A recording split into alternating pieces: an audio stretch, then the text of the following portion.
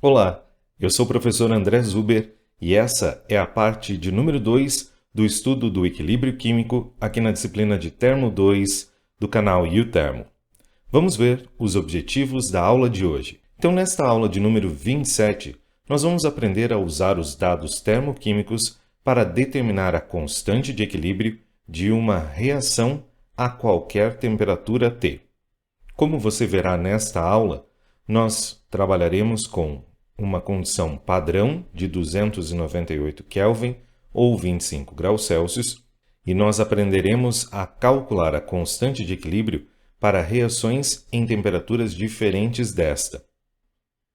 Então, antes de avançarmos no conteúdo, vamos neste momento relembrar como se calcula o valor da constante de equilíbrio para reações químicas com base nas equações que nós determinamos na primeira parte da aula do equilíbrio químico. Nós vimos que muitas das contas são em função de ΔG e ΔH, nesse caso, em condições padrão de reação, ou seja, a 298 Kelvin e 1 bar. Também da primeira aula, nós vimos a seguinte equação: o Ln do produtório das fugacidades dividido pela fugacidade de referência, elevado ao coeficiente estequiométrico, é igual a menos o ΔG padrão de reação sobre RT.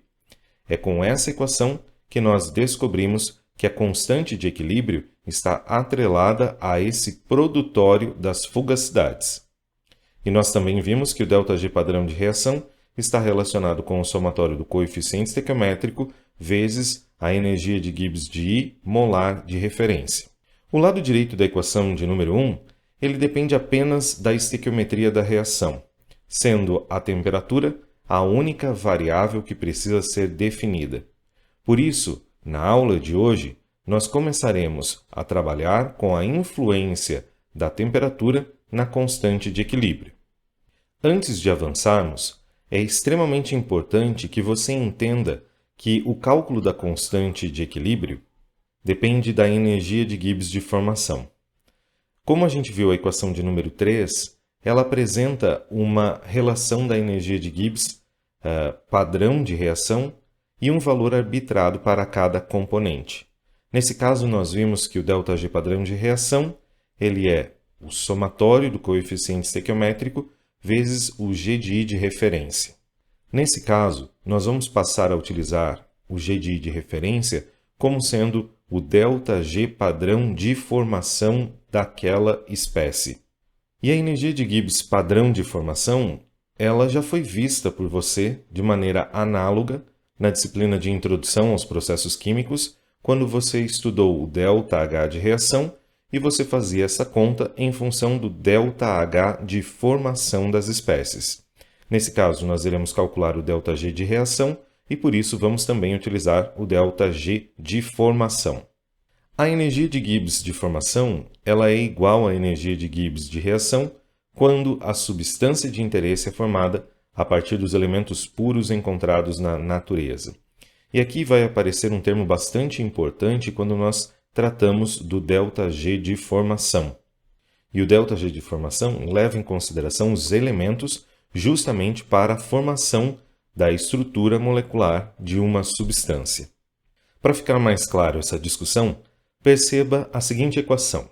Então, nós temos que o ΔG padrão de reação é a soma de duas variações do ΔG, uma relacionada aos reagentes e a outra relacionada aos produtos.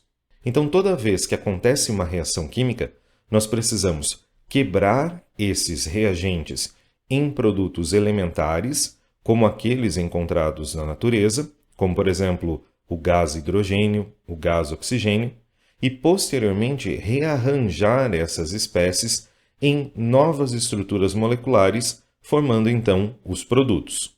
Por isso, quando a gente parte da condição dos reagentes a 298 Kelvin e 1 bar e retorna eles até a condição elementar, essa variação da energia de Gibbs corresponde a esse ΔG1.